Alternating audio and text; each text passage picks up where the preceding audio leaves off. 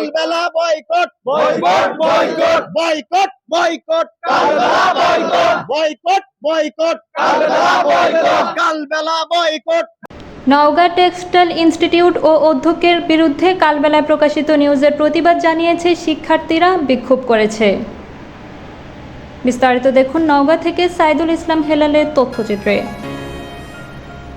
কালবেলায় প্রকাশিত নিউজে নওগাঁ টেক্সটাইল ইনস্টিটিউটের বিরুদ্ধে পরীক্ষার সময় মোবাইল ফোন ব্যবহার, অতিরিক্ত ফি আদায়, ব্যবহারিক নম্বর বাণিজ্য সহ নানা অভিযোগ তুলে নিউজ প্রকাশিত হয়। এতে প্রতিষ্ঠানটির সাধারণ শিক্ষার্থীরা ক্ষুব্ধ হয়ে প্রতিবাদ জানিয়েছেন। শিক্ষার্থীরা বলছেন, কালবেলায় প্রকাশিত নিউজটি সম্পূর্ণ ভিত্তিহীন, উদ্দেশ্যমূলক ও বিভ্রান্তিকর। সুতরাং সুষ্ঠু ও নিরপেক্ষ তদন্তের পাশাপাশি প্রতিষ্ঠানটির সম্মান ও শিক্ষার পরিবেশ রক্ষার্থে অনাকাঙ্ক্ষিত গুজব ও উদ্দেশ্যমূলক প্রচারণা বন্ধে সংশ্লিষ্ট কর্তৃপক্ষের হস্তক্ষেপ কামনা করেন। সেটি আসলে পুরোটাই মিথ্যা এবং বানোয়াট। সেটি আপনারা সারা বাংলাদেশের মানুষজন একটা নিউজ যখন করে, সে কমেন্ট বক্স যেটি আছে সেটি চেক করলেই মানুষ বুঝতে পারে যেটি সেজন্য আপনারা সাংবাদিক ভাইরা আছেন, আপনাদেরকেও বলবো যে আপনারা কমেন্ট বক্সটা দেখবেন। দেখার পরেও যদি মনে হয় যে এটা আসলে সত্যি, তাহলে এই যে এতগুলো ছাত্র যারা আছে তারা কি সবাই মিথ্যে? তাহলে ওই নিউজটাই কি সত্যি হয়ে গেল? চতুর্থ, কালবেলা নিউজে কালকে যেটা প্রকাশিত হয়েছে এটা সম্পূর্ণ একটি ভয় এবং ভিত্তিহীন নিউজ।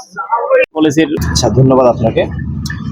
গতকাল প্রকাশিত যে কালবেলার যে নিউজটি, এটি সম্পূর্ণ মিথ্যা, বানোয়াট এবং ভুয়া একটি নিউজ।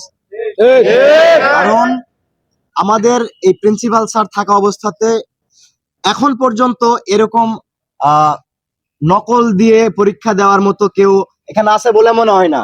আছে কেউ? এখন বিষয় হচ্ছে, আপনারা ভিডিওতে খুব ভালো করে স্পষ্ট ভাবে দেখতে পাবেন যে ওই ভিডিওতে দাবি করা হয়েছে এটি হচ্ছে চলতি বছরের জুন জুলাই মাসের ভিডিও। এখন আপনাদের কাছে আমার প্রশ্ন, যে চলতি বছরের জুন জুলাইয়ের যদি ভিডিও হয়ে থাকে, তাহলে সেখানে কেন মানুষ সোয়েটার পরে পরীক্ষা দেয়? গরমের সময় কি মানুষ সোয়েটার পরে পরীক্ষা দেয় আপনার মনে হয়? এই প্রতিষ্ঠানে নওগাঁ টেক্সটাইল ইনস্টিটিউটে জয়েন করে 24 সালের সেপ্টেম্বর মাসে। সো সেপ্টেম্বর মাসের আগের যেই 2023 সালে প্রিন্সিপাল আসাদুজ্জামান স্যার যখন এখানে ছিলেন, দায়িত্বরত অবস্থায় ছিলেন, তখনকার ভিডিও এটি, এবং তখন এসব অনিয়ম এবং দুর্নীতি হতো এবং পরীক্ষার দেখে দেখে লেখা হতো। এবং এই কারণে আমরা, এবং আরো বিভিন্ন সংগতিপূর্ণ কারণে আমি সহ আমার 4-5 জন বন্ধু বান্ধব মিলে আমরা সর্বপ্রথম প্রিন্সিপাল আসাদুজ্জামানের পদত্যাগের জন্য আমরা ডাক দিই, এবং ইনশাল্লাহ আমরা সফল হই।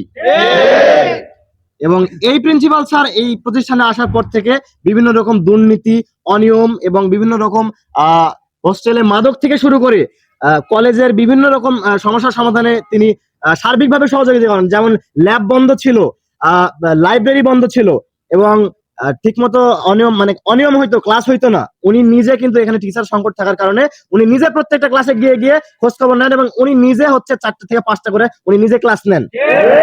প্রত্যেক দিন পরীক্ষার হলে উনি নিজে প্রত্যেকটা স্টুডেন্টকে চেক করে করে হচ্ছে পরীক্ষার হলে ঢুকানোর ব্যবস্থা করেন। তাহলে যিনি নিজে পরীক্ষার হলে চেক করে করে ঢুকে, উনি কেমন করে নকলে সহায়তা করে আপনারাই বলেন? অধ্যক্ষ সোহরাব হোসেন জানান, আমি 2024 সালের মাঝামাঝি সময়ে দায়িত্ব গ্রহণ করি। অভিযোগের সঙ্গে যুক্ত ভিডিও এবং ঘটনাগুলো আমার দায়িত্ব গ্রহণের পূর্ববর্তী সময়ের।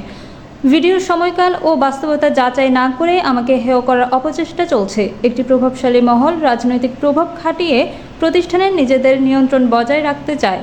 আমি সেই রাজনীতিকরণ বন্ধ করেছি। এজন্য এখন মিথ্যা অভিযোগ এনে রিপোর্ট দেখলাম গতকাল কালবেলা পাওয়া গেছে, কিন্তু এটা আসলে কোনো ভিত্তি নাই। তো এটা যারা করছে তারা আসলে আমার প্রতিষ্ঠানে আসেও নাই, তারা এগুলা ইনভেস্টমেন্ট সারাই করছে।